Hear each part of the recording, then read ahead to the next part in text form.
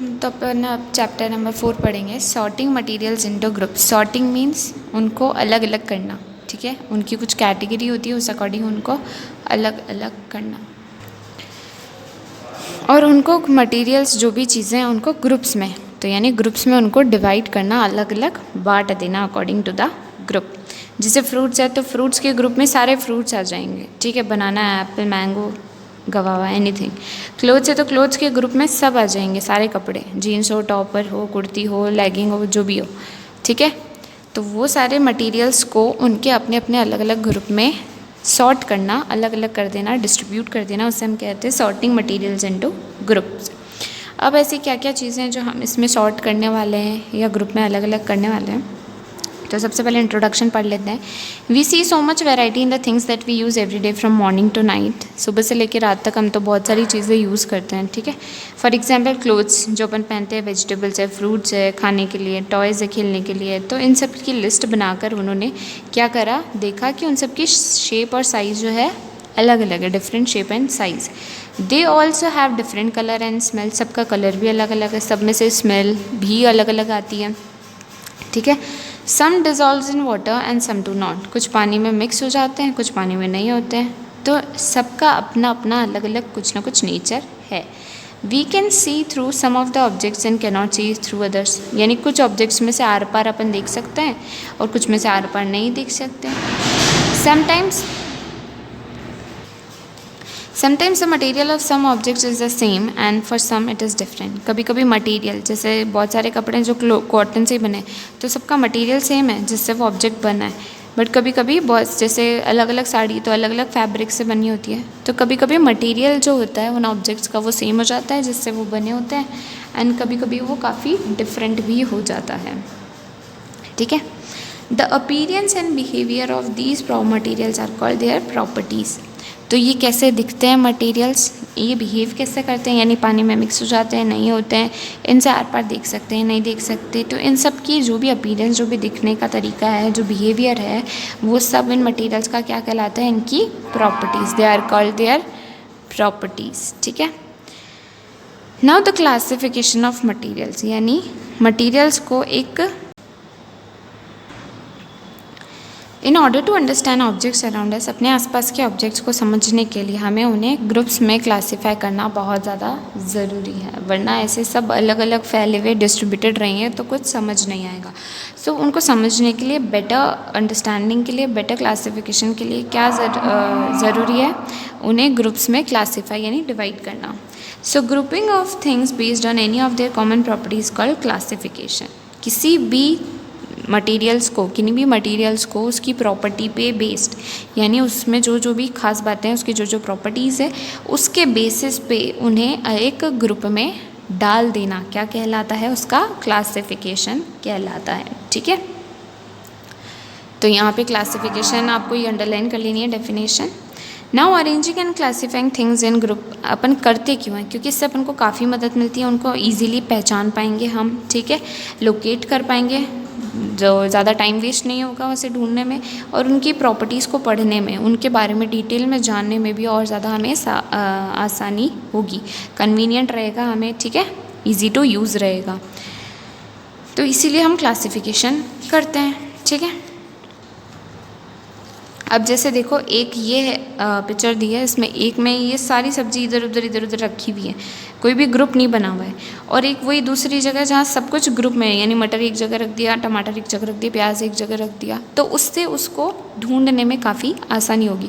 वरना आप सोचो कितना ज़्यादा टाइम वेस्ट हो जाएगा अगर वो आपको ऐसे इतने मिक्स में से आपको सब्जी निकाल करके देगा तो, ठीक है। तो इसीलिए क्लासिफिकेशन काफ़ी नेसेसरी होता है, इम्पॉर्टेंट होता है।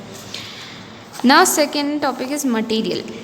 Material, anything which has mass and occupies space, जिसका भी कोई ना कोई मास होता है, वजन होता है, और जो दुनिया में एक जगह घेरता है, ऑक्यूपाइज स्पेस यानी एक जगह लेता है, उसे हम क्या कहते हैं, मैटर। तो अपने आसपास सब कुछ ही मैटर है, क्योंकि सब कुछ किसी ने जगह ले ही रखी है और सबका अपना अपना मास भी है ही। The matter of which object is made is called material. अब वो मैटर जिससे कोई ऑब्जेक्ट बने, जैसे हवा है, हवा से कोई ऑब्जेक्ट नहीं बना है, तो उसे मटीरियल नहीं कहेंगे, सिर्फ मैटर कहेंगे।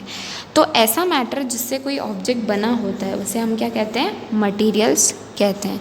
तो सारे ऑब्जेक्ट किसी ना किसी मटेरियल से बने ही होते हैं। For example table is an object which is made up of would.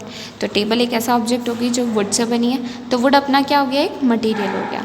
Similarly nails are made up of iron. Nails यहाँ पे कीले हैं, नाखून वाले नेल्स नहीं। तो कील जो है वो आयरन से बनी है, तो आयरन एक मटेरियल हो गया अपने लिए। Some of the examples of material क्या क्या हो गए इस सिचुएशन को पढ़ते हुए कि वुड, ग्लास, मेटल।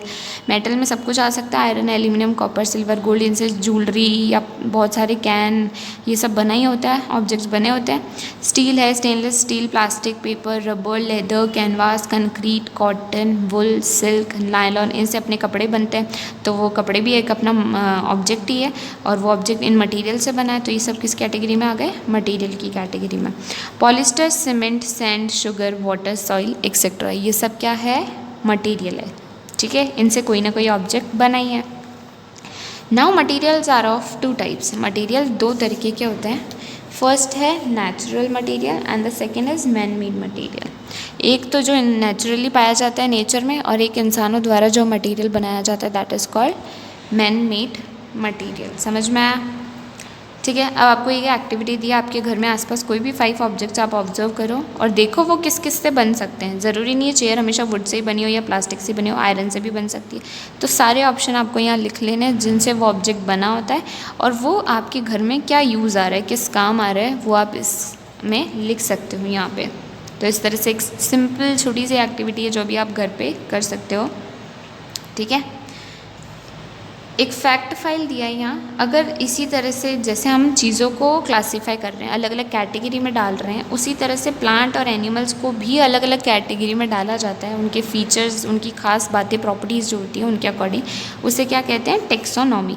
जैसे आपको पता है स्नेक रेप्टाइल होता है क्योंकि वो रैंक के चलता है, उसी तरह से लिजर्ड भी एक रेप्टाइल होती है क्योंकि वो रैंक के चलती है।